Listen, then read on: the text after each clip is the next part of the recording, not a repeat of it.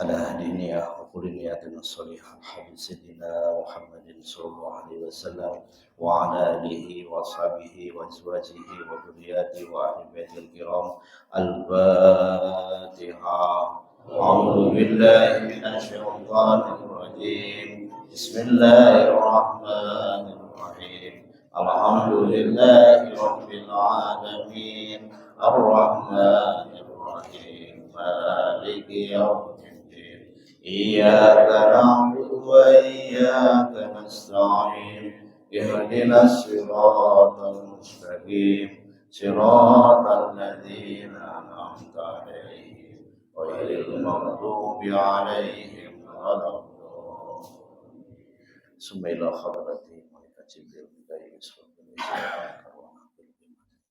ثم إلى حضرة من جميع الأنبياء والمرسلين عليهم الصلاة والسلام عليكم وأصحاب كل وأتباع كله وإلى أرواح آمين سيدنا آدم وأمنا حواء وتنزل بينهم إلى يوم الدين وإلى حضرة سماع القبور من جميع المسلمين والمسلمات والمؤمنين والمؤمنات الأحياء وسماع القبور أجل mahal hadir Nabi hadir makan khusus disebutkan keluarga kita, orang tua kita yang sudah tiada.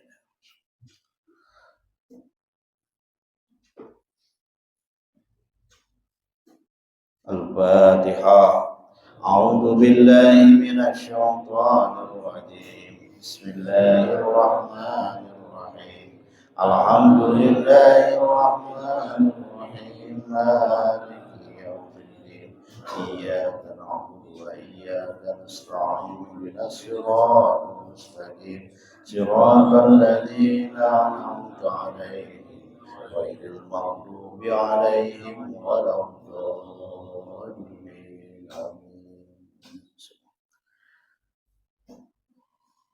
Alhamdulillahilladzi an'ama alaina bi nikmatil iman wal islam. Asyhadu an la ilaha illallah wa asyhadu anna Muhammadan abduhu wa rasuluhu la nabiyya ba'da. Allahumma shalli ala sayyidina Muhammad wa ala ali sayyidina Muhammad. Wa ya ayyuhal hadirun ittaqullaha haqqa tuqatih wa la tamutunna illa wa antum muslimun. Shadaqallahul adzim wa shadaqa rasulun nabiyul karim wa nahnu ala dzalika minasy-syakirin wasyakirin walhamdulillahi rabbil alamin. Puji syukur kita limpahkan kepada Allah Subhanahu wa taala. Salam beserta salam kita sanjungkan kepada baginda yang mulia yakni Habibana wa Nabiyana Muhammad sallallahu alaihi wasallam yang senantiasa semoga kita semua selalu mendapatkan rahmat karunia inayah hidayahnya dari Allah Subhanahu wa taala serta curhat syafaat daripada baginda Rasulullah sallallahu alaihi wasallam. Ya alhamdulillah, mudah-mudahan kita semua oleh Allah Subhanahu wa taala terus-menerus diberikan taufik oleh Allah taala agar kita bisa melaksanakan segala kewajiban-kewajiban kita terhadap Allah Subhanahu wa taala, baik ibadah mahdhahnya atau ibadah ghair mahdhahnya. Terus-menerus kita diberikan istiqomah oleh Allah Subhanahu wa taala. Amin ya rabbal alamin. Dan mudah-mudahan dengan wasilahnya kita berkumpul di tempat yang dimuliakan Allah Subhanahu wa taala menjadikan asbab atas diampuni segala dosa-dosa kita, diampuni kesalahan kita, zahir dan batinnya kita diampuni oleh Allah Subhanahu wa taala, diberikan umur yang panjang, sehat walafiat, berkah milik kita, berkah rezeki kita, berkah kehidupan kita, anak-anak kita dijadikan anak-anak yang soleh dan soleha. Amin ya Allah ya rabbal alamin. Ma'asyiral muslimin yang dimuliakan Allah Subhanahu wa taala. Melanjutkan bahasan yang sudah-sudah tentang keimanan kita terhadap Allah Subhanahu wa taala. Cabang-cabang iman yang 66 cabang. Wahbub li ahli dini rudda salamuhum udanna mardu salla tawassula aslam. dalam kitab salah satu kitab ulama menerangkan tentang cabang iman. Ini dalam kitab Sobul Iman. Sobul Iman itu cabang-cabangnya agama, cabang-cabang keimanan kita terhadap Allah Subhanahu wa taala. Wahbub, cinta kita li ahli dini, terhadap orang yang berahli agama. Rudda salamuhum, dan kita sesama muslim bertemu kita menjawab salam ketika seorang muslim itu mengucapkan salam. Udan namarbo, bertakjiahlah, menengoklah margo, terhadap orang yang sakit, baik yang sakit itu saudara kita, teman kita, atau tetangga kita, atau sesama muslim. Sholat mauta, dan ketika ada orang yang meninggal kita menyolatkannya. Aslamu, ketika yang meninggal itu sesama orang muslim. Bagaimana realisasinya? Wahbub li ahli dini, kita itu harus cinta terhadap ahli agama. Siapa ahli agama itu? Para nabi, para rasul, para sahabat, para wali, para ulama, terus sampai orang-orang yang berahli ilmu.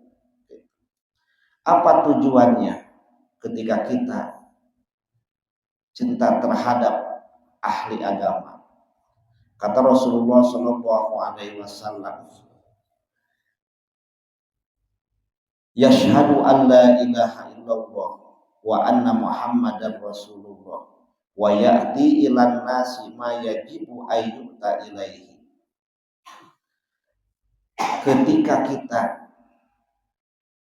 cinta terhadap ahli agama, itu terhadap guru ngaji, sama misalkan anak kita ngaji di sebulan ustadznya, itu otomatis kita itu harus suka sama yang ngajarnya. Itu kita punya anak disekolahin, di ngajiin, nah sama gurunya itu kita harus demen, gitu. Harus sayang, jangan sayang. Jadi karena apa? Karena bisa terapnya ilmu terhadap anak kita, bisa nempelnya ilmu terhadap kita, tergantung kecintaan kita terhadap si gurunya, tergantung mahabbah kita terhadap gurunya. Contoh, Al-Imam Ghazali, Muhammad bin Muhammad Al-Ghazali, jadi ulama besar. Karena apa? Imam Ghazali mengatakan, dulu orang tua saya, diterangkan dalam kitabnya, salah satu risalah kitabnya, ibunya Imam Ghazali itu ketika Imam Ghazali menuntut ilmu, lagi di pesantren, lagi ngaji, ibunya suka nengok pesantren, suka lihat. Bahkan ibunya Imam Ghazali itu setiap datang menengok anaknya, kalau anaknya misalkan gurunya lagi bekerja, anaknya diam, maka ibunya itu Imam Ghazali langsung, nah itu tinggalkan kamu menghafal, tutup buku kamu, tutup kitab kamu, bantuin tuh guru kamu yang lagi bekerja. Gitu. Setiap itu, bahkan ibunya juga ketika menengok anaknya itu ada pekerjaan, misalkan ikut sapu-sapu, ikut bantu-bantu, dari sanalah Allah memberikan keberkahan ilmu untuk anaknya, yaitu Imam Ghazali, sehingga diangkat menjadi seorang fatwa yaitu Muhammad bin Muhammad Al-Ghazali mendapatkan ilmu yang manfaat yang barokah. Jadi kan enak bukti. Bukti itu seorang ahli fatwa, orang yang berilmu tinggi. Dan dengan apa? Dengan keberkahan dia mahabbah terhadap ahli ilmu, terhadap ahli ilmu.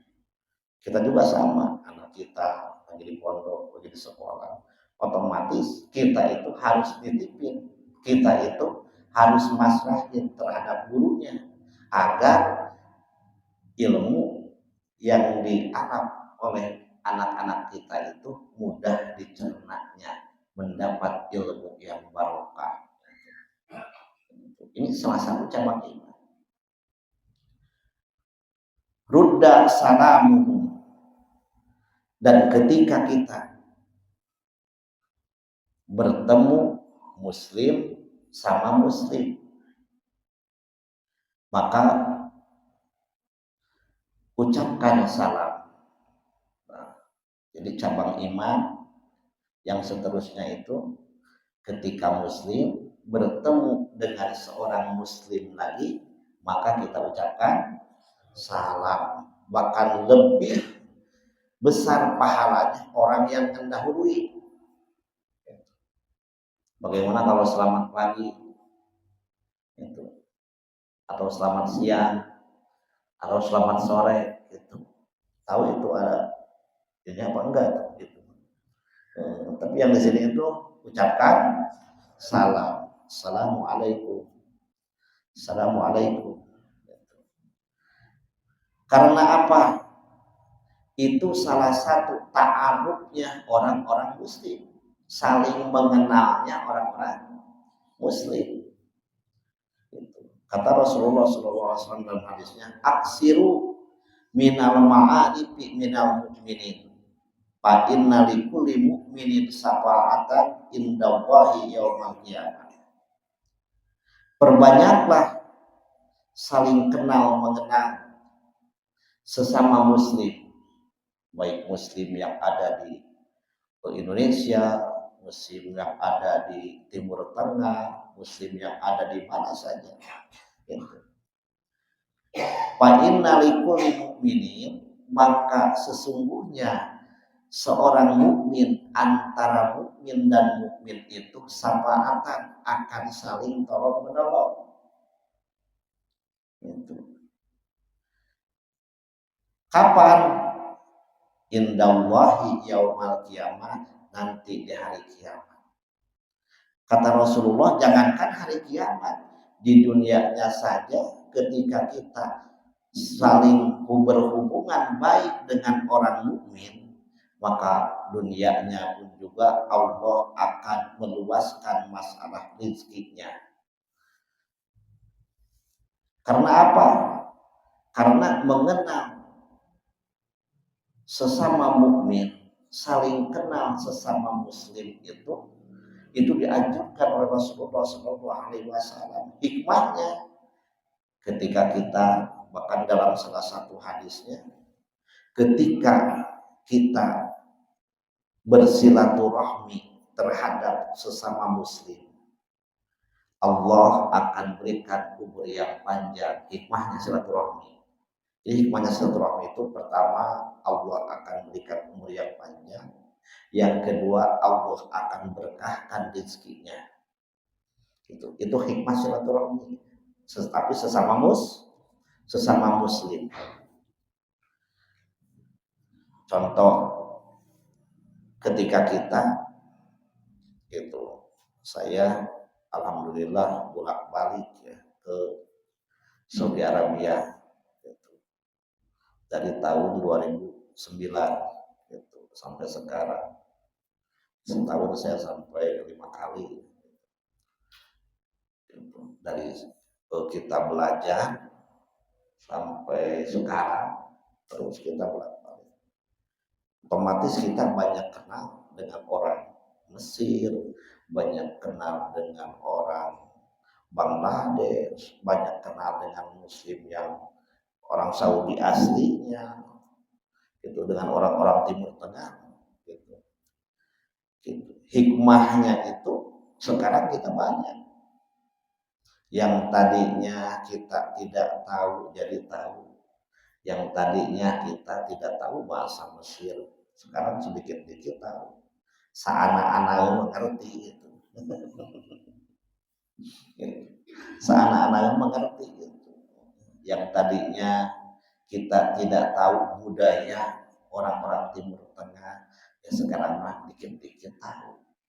Yang tadinya budaya orang Arab itu seperti apa, budaya orang Mesir itu seperti apa, ya itu dengan hikmahnya kita bersilaturahmi dan saling kenal mengenal sedikit-sedikit budaya orang itu. Ternyata orang lain juga sama pengen kenal sama orang Indonesia, apalagi kalau lagi musim haji. Kalau lagi musim haji gitu, orang Mesir nggak ngerti bahasa kita, kita juga nggak ngerti bahasa Mesir gitu. Kalau ngobrol kan yang lain juga sama, pengen kenalan gitu. Ya otomatis kita nggak bisa ngomong, yang lain juga nggak bisa ngomong, orang lain ketawa kita juga ketawa. Apalagi yang lebih akrab orang yang suka ngerokok, cepat akrab itu. Kalau kita misalkan kita nggak ngerti korek itu apa, ditanya dipakai isyarat aja ngerti ya, langsung ngeluarin gitu. Sudah gini gininya, oh berarti lu langsung rokoknya ngeluarin itu, oh berarti minta rokok sama koreknya gitu. Kan ngerti gitu bahasa isyarat. Jadi budaya misalkan kalau di kita nih orang yang suka ngerokok gitu, kalau beli cadu ngerokok nyandu kan gitu aja gitu. Itu bawanya modalnya apa? Bawa korek aja, bawa bensin, lagi ngumpul bensin dikeluarin gitu, pokoknya mah kagak. Ngerti lah kita, itu teman kita minta apa? Minta rokok. Itu bahasa isyarat gitu. Nah, jadi kaum muslim yasuddu ba'duhu ba'dun. Satu muslim sesama muslim yang lain itu saling mengokohkan. Bahkan diterangkan dalam salah satu hadisnya,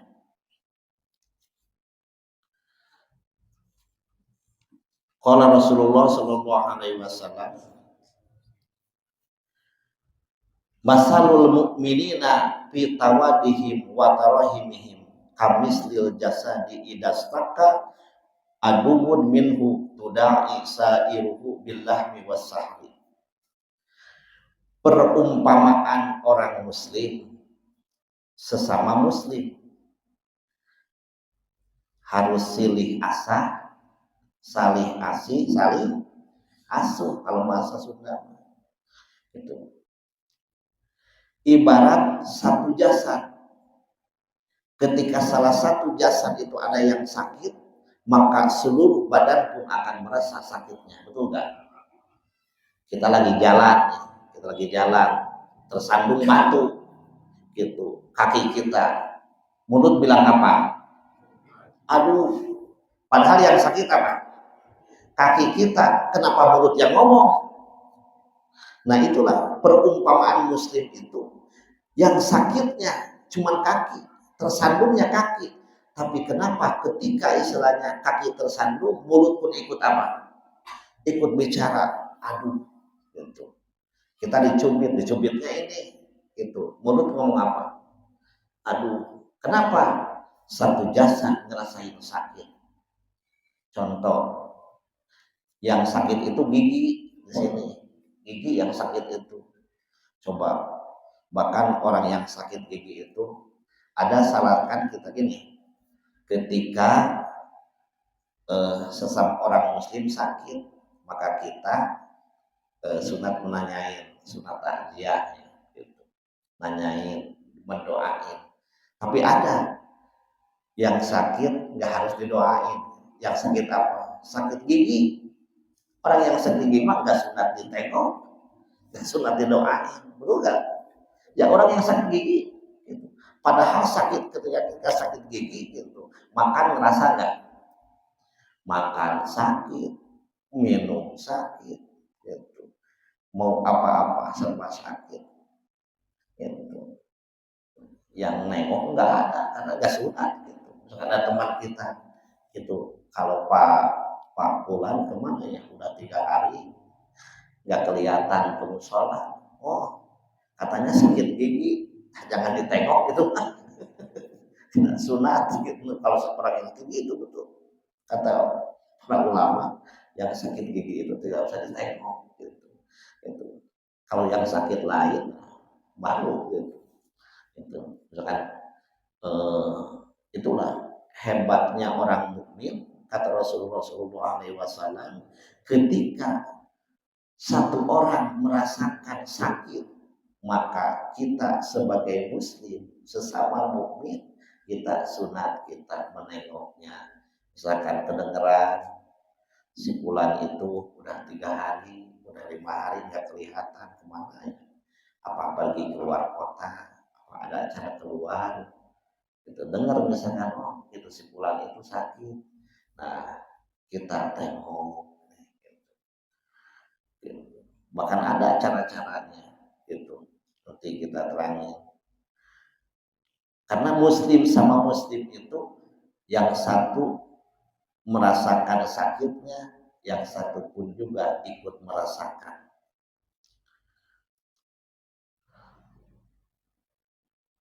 Idkhalus surur fi qalbi mu'minin khairun min ibadati sitina sana.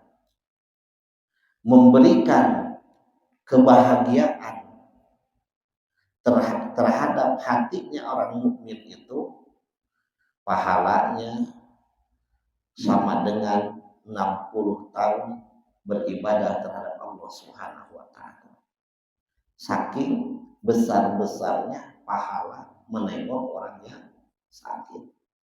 Bahkan sunnah itu di sini disunahkan, dalam salah satu hadis Rasulullah disunahkan ketika kita menengok orang yang sakit, sunat kita datang, assalamualaikum, nanyain, apa kenapa? Oh ini sakit nih, nggak bisa jalan udah 5 hari. Kenapa? Ini kaki buka. Gitu. Ya, sunnah kita itu mendoakan, semoga ya penyakitnya cepat diangkat ya Allah, Allah berikan kesembuhan. Gitu. Amin, kata yang sakit. Gitu. Dan sunnah ketika kita menengok orang sakit itu, disentuh ininya, jidatnya, sambil berdoa, semoga sambil itu, jadi sambil didoain kita. Doanya apa? Bisa Fatihah ya Fatihah doain.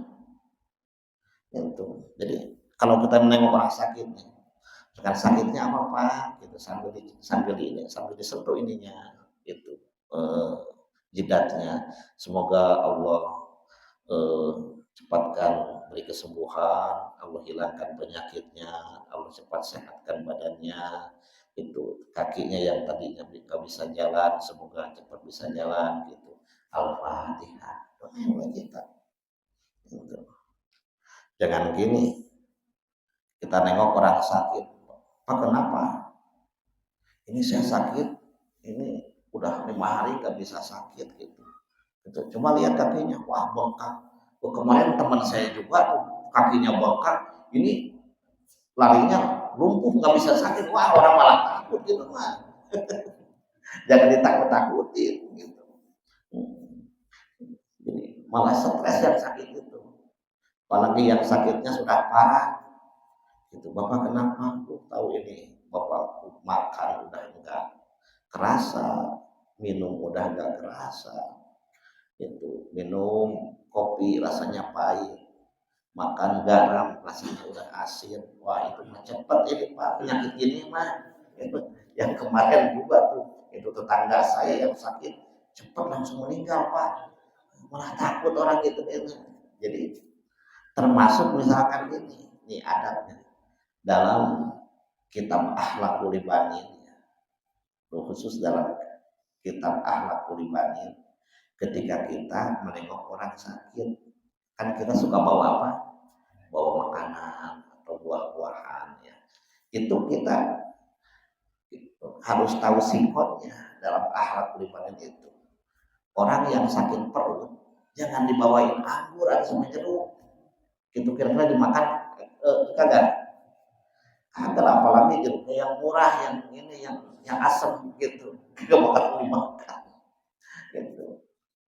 Atau kita dalam kita akhlakul ibadah, misalkan kita menengok orang tua kita atau saudara kita yang sudah sepuh, misalkan sakit, gitu, suka makannya, misalkan orang tua kita itu dilihat giginya udah nggak ada, udah lemong, gitu, lemong, giginya udah nggak ada,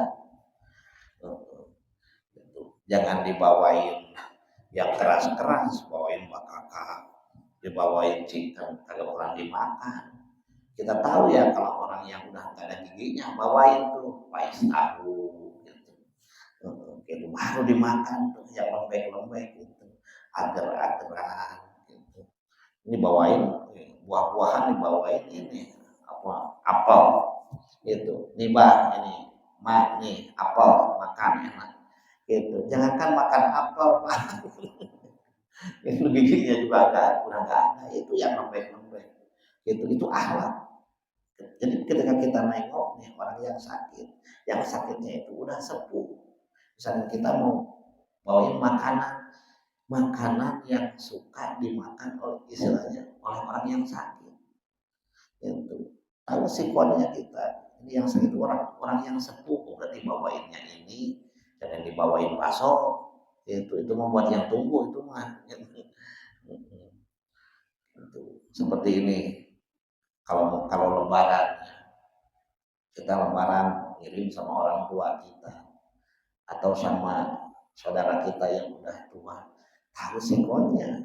Ini kira-kira kalau kita misalkan ini buat kita mau nengok orang tua kita, itu mau ngasih makanan atau daging sapi, kira-kira kuat kagak orang tua kita makan daging sapi gitu.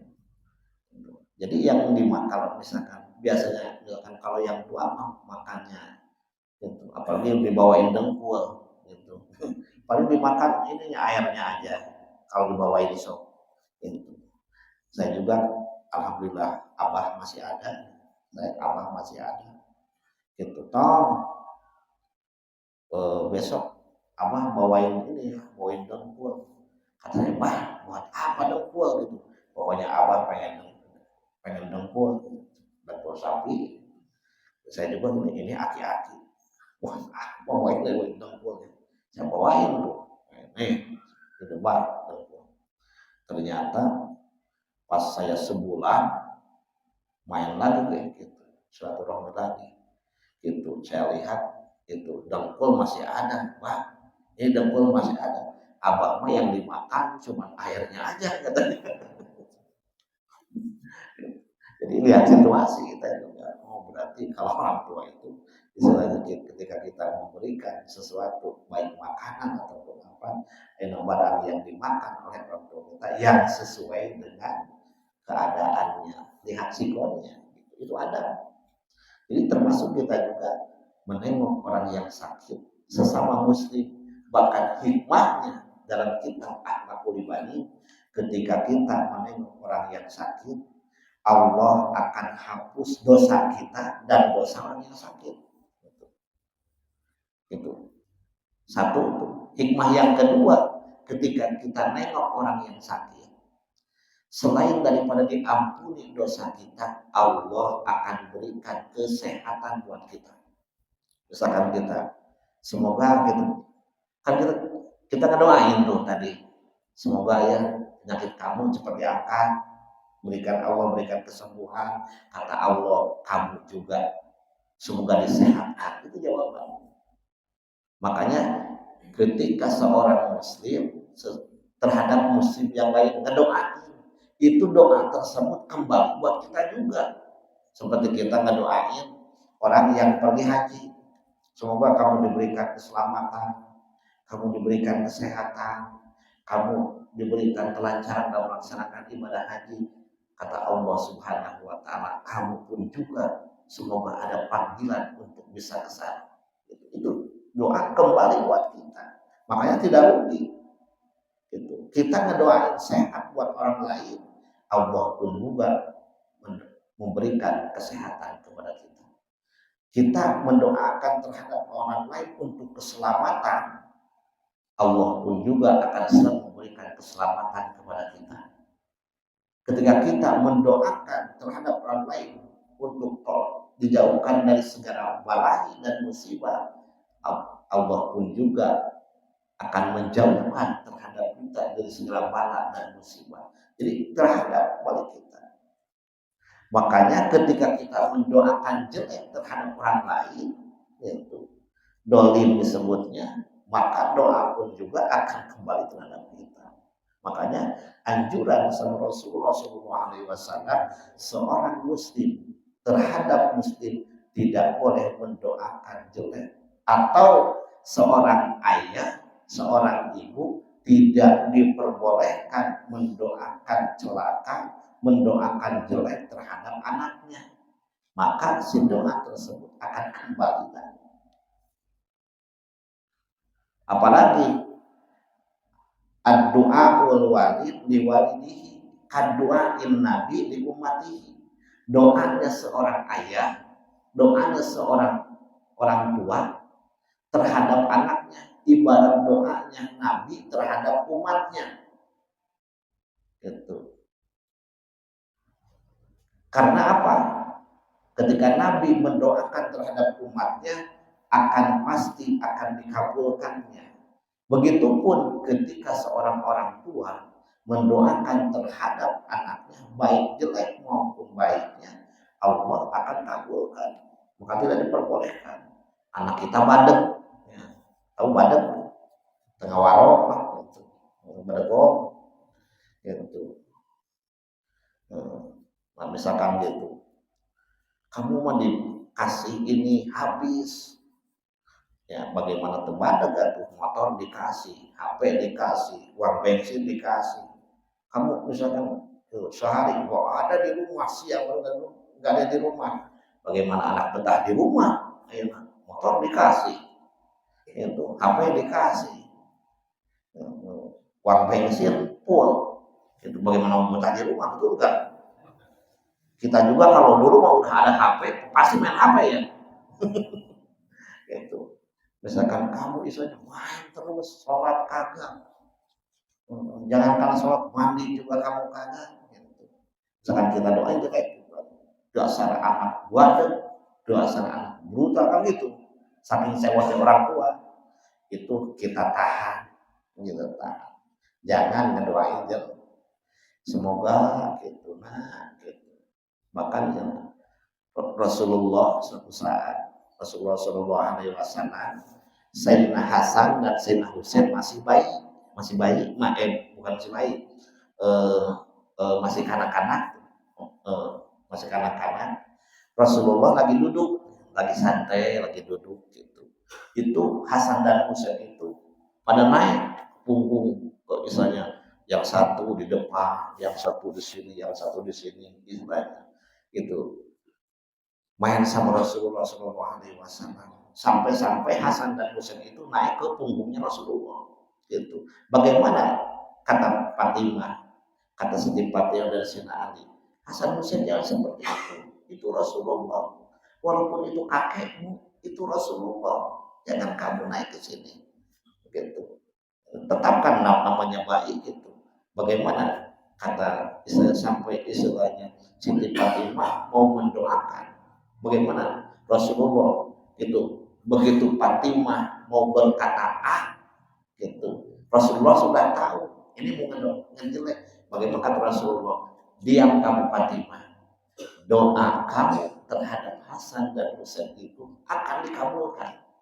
Maka Fatimah langsung diam Siti Fatimah gitu. Maka kata Rasulullah, doanya seorang ibu, doanya seorang ayah terhadap anaknya akan diijabah seperti doanya Nabi terhadap umatnya. Gitu. Makanya sebadeg apapun anak kita, seharagajulna anak kita, jangan kita doakan jelek. Kita minta kepada Allah, ya Allah, semoga anak saya yang tadinya tidak nurut, semoga besok atau lusa berikan hidayah, berikan taufik. Yang tadinya anak kita nggak suka sholat, semoga Allah berikan taufik bisa sholat.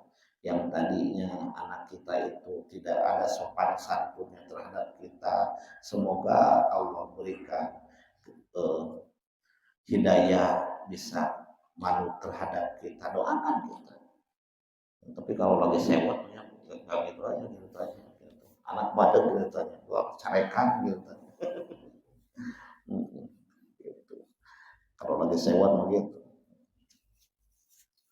Saya juga gitu kalau sama santri gitu.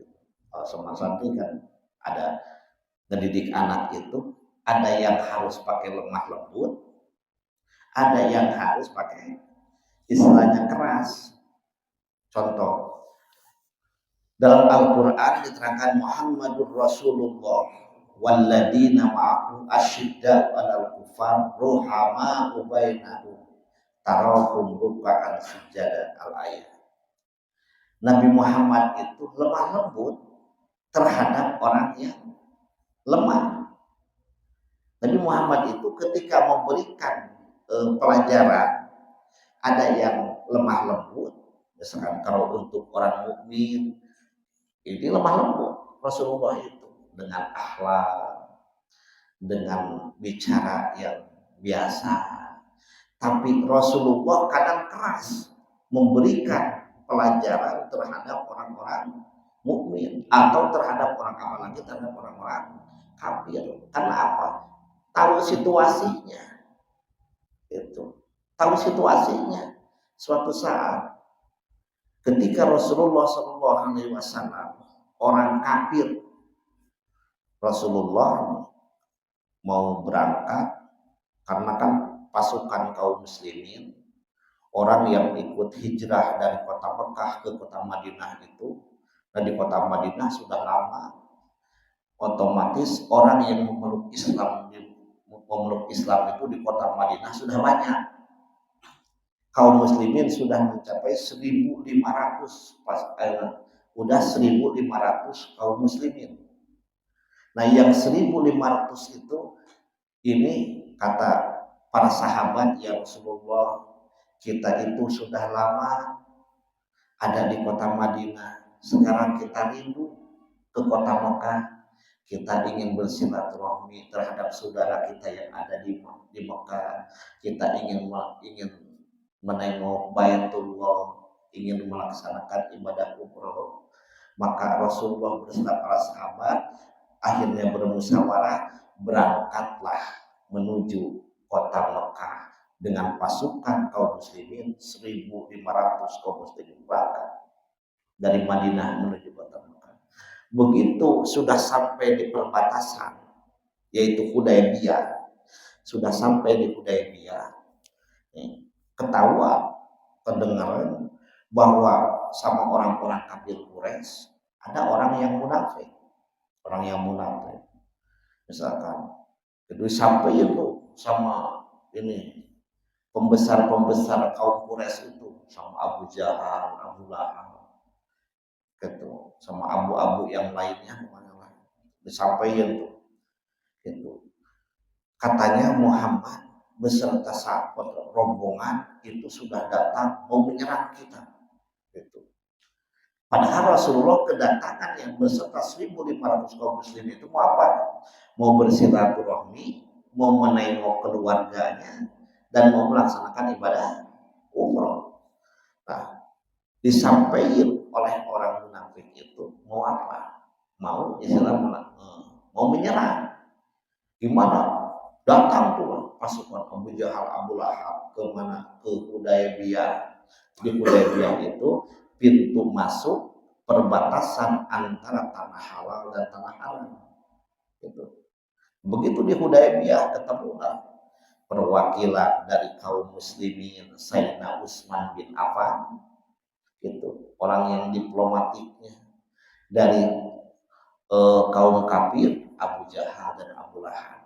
Itu disitulah bagaimana yang tadinya Rasulullah lemah lembut, pokoknya istilahnya Utsman sampaikan kita itu datang ke Mekah mau apa? Mau bersilaturahmi, mau melaksanakan ibadah umroh dan mau melihat harta benda yang sudah lama ditinggal karena hijrah gitu. Nah begitu istilahnya Sayyidina Utsman negosiasi dengan orang-orang kafir Mekah, orang kafir Mekah itu tidak terima dengan negosiasi Sayyidina Utsman. Itu Sayyidina Utsman lapor terhadap Rasulullah. Bagaimana kata Rasulullah yang tadinya lemah lembut, yang tadinya sopan santun, bagaimana kata Rasulullah? Udah perang aja, gitu, perang aja. Maka Rasulullah pada waktu mundur dulu, kan orang pasukan Rasulullah itu kaum muslimin sudah memakai pakaian ihram karena tidak masuk kota Mekah, akhirnya di sana melaksanakan tahallul walaupun tidak melaksanakan umroh tapi melaksanakan tahallul di sana bercukur karena kenapa? Kan tidak melaksanakan ibadah umroh karena ada audun, karena ada darurat, maka Rasulullah mundur dulu. Setelah itu kata Rasulullah, kita harus mengadakan kota Mekah itu harus kita kuasai. Kota Mekah itu harus kita kuasai. Akhirnya Rasulullah mengadakan itu bersatunya kaum muslimin yang adalah terjadilah Futuh Mekah. Dengan Futuh Mekah akhirnya kota Mekah jatuh pada pimpinan Rasulullah Shallallahu Alaihi Wasallam. Dengan apa Rasulullah? Ya jadi kita itu ngajar itu mendidik itu ada harus dengan lemah lembut, ada harus dengan istilahnya keras. Maksudnya keras itu kalau kita sama anak jangan dipukul, jangan di apa gitu. Kalau anak sekarang keras dipukul malah kabur, betul kan? Gitu. Jadi istilahnya dengan nada yang agak inilah gitu. Mudah-mudahan. Nah, jadi dalam cara mendidik itu ada yang harus keras, ada yang harus pakai lemah lembut. Itulah cara Rasulullah Shallallahu Alaihi Wasallam membina, mendidik terhadap umatnya, terhadap para sahabat yang ini otomatis harus kita amalkan, kita laksanakan dalam minimal dalam rumah tangga kita, di keluarga kita, baik istri kita, terutama anak-anak kita. Nah, dengan pelajaran, insya Allah dengan ilmu Allah akan memberikan kemudahan dalam kehidupan kita. Begitupun anak kita kalau sudah dididik dengan ilmu, insya Allah keberkahan buat kita pun juga akan ada bekal. Kita membekali, kalau kita membekali dengan harta, itu akan habis. Tapi kita membekali anak kita dengan ilmu, insya Allah akan terus menerus berjalan. Mudah-mudahan hikmah daripada pengajian ini Allah berikan kepada kita kesehatan, ilmu yang bermanfaat, ilmu yang barokah, ilmu yang bisa menuntun kita ke jalan yang diridhai Allah Subhanahu wa taala. Allah berikan rezeki yang barokah buat kita semua. Allahumma ya Allah ya Fatah ya Alim wa alimna ma jahilna min hikmatika wa ja'alna min ibadika shalihin. Allahumma ya muyassirul asir yassir umrana umur dini wa dunya wal akhirah wa maslahatan wa manfaatan fi dini wa dunya wal akhirah. Rabbana taqabbal minna innaka antas samiul alim wa tub alaina innaka antat tawwabur rahim. Rabbana atina fid dunya hasanah wa fil akhirati hasanah wa qina adzabannar. Subhana rabbika rabbil izzati amma yasifun wa salamun alal mursalin walhamdulillahi rabbil alamin. Bismillahirrahmanirrahim. Alhamdulillahi minasyaitonir rajim. Bismillahirrahmanirrahim. Alhamdulillahi rabbil alamin arrahmanir rahim maliki yaumiddin. Iyyaka na'budu wa iyyaka nasta'in ihdinas siratal mustaqim. Shiratal ladzina an'amta 'alaihim ghairil maghdubi 'alaihim waladdallin. Assalamualaikum warahmatullahi wabarakatuh.